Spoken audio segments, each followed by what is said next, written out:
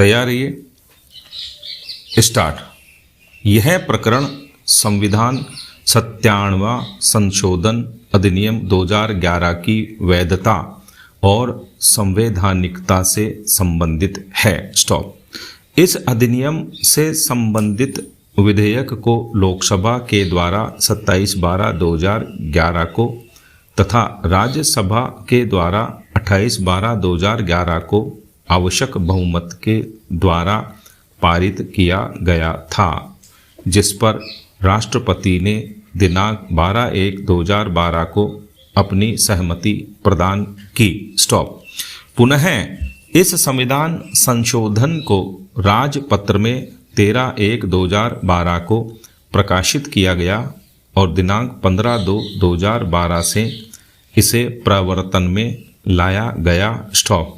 इस संविधान संशोधन के द्वारा भारत के संविधान के अनुच्छेद 19(1)(ग) में सहकारी समितियां शब्दावली जोड़ी गई। स्टॉप।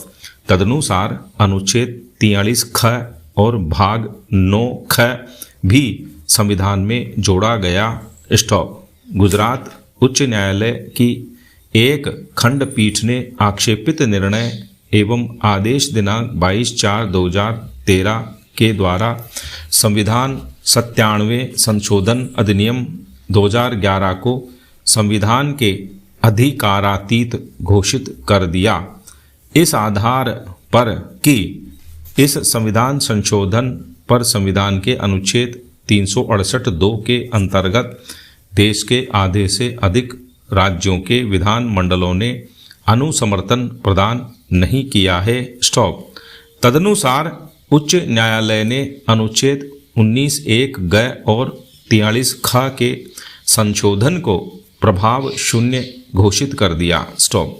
अतः इस पूर्ण पीठ के समक्ष मुख्य विचारणीय प्रश्न इस संविधान संशोधन के संदर्भ में उच्च न्यायालय के निर्णय की वैधता एवं संवैधानिकता का परीक्षण करना था। स्टॉप। पैरा।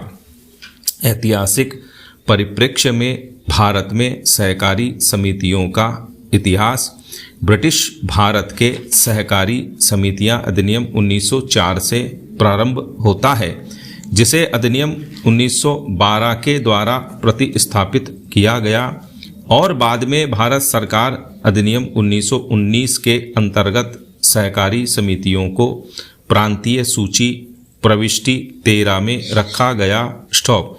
पुनः भारत सरकार अधिनियम 1935 के तहत भी इसे प्रांतीय सूची प्रविष्टि 33 में रखा गया, जिसे स्वतंत्रता प्राप्ति के बाद भारत के संविधान की 7वीं अनुसूची की दूसरी सूची अर्थात राज्य सूची की प्रविष्टि 22 के रूप में कायम रखा गया। स्टॉप।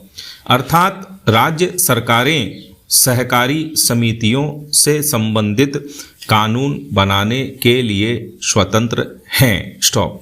इस बीच मंत्रियों की एक कॉन्फ्रेंस 7/12/2004 में निर्णय लिया गया कि सहकारी समितियों को व्यापक संवैधानिक अधिकार प्रदान किया जाना चाहिए। स्टॉप।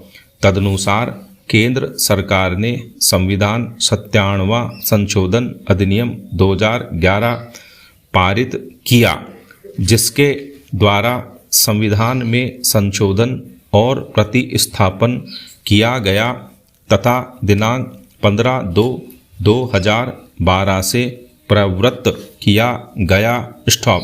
पैरा। गुजरात उच्च न्यायालय ने रिट याचिका संख्या 166 वर्ष 2012 पर सुनवाई करते हुए आक्षेपित निर्णय दिनांक 22/4/2013 के द्वारा उपर्युक्त संविधान संशोधन के द्वारा संविधान में जोड़े गए भाग 9(ख) के अनुच्छेद 243(g)(h) और 243(g)(t) को इस आधार पर संविधान के अधिकारातीत घोषित कर दिया कि अनुच्छेद 368(2) में यथा अपेक्षित राज्यों के विधान मंडलों के द्वारा इसका अनुसमर्थन नहीं किया गया है, जबकि शेष संवैधानिक संशोधनों को कायम रखा गया था। स्टॉप। जिन अनुच्छेदों को गुजरात उच्च न्यायालय ने असंवैधानिक घोषित किया है उनमें अनुच्छेद 243 GH सहकारी समितियों से संबंधित विभिन्न शब्दावलियों की परिभाषा और अनुच्छेद 243 GT विद्यमान विधियों के जारी रहने से संबंधित है। स्टॉप। न्यायमूर्ति RF नरीमन और BR गवई की पीठ ने संबंधित अनुच्छेदों का निर्वचन करते हुए तथा गुजरात उच्च न्यायालय के निर्णय को उसमें आंशिक संशोधन करते हुए कायम रखा है, जबकि न्यायमूर्ति KM जोसेफ की पीठ ने उच्च न्यायालय के निर्णय की पुष्टि करते हुए अपील निरस्त कर दी। स्टॉप। पैरा। निर्णय बहुमत का निर्णय 1। उच्च न्यायालय के निर्णय को कायम रखा जाता है सिवाय उस विस्तार के जिसे वह भारत के संविधान के भाग 9(ख) की पूर्णता को शून्य, अवैध और अप्रवर्तनीय घोषित करता है, जैसा कि हमारे द्वारा ऊपर अभी निश्चित किया गया है, घोषित किया जाता है। स्टॉप।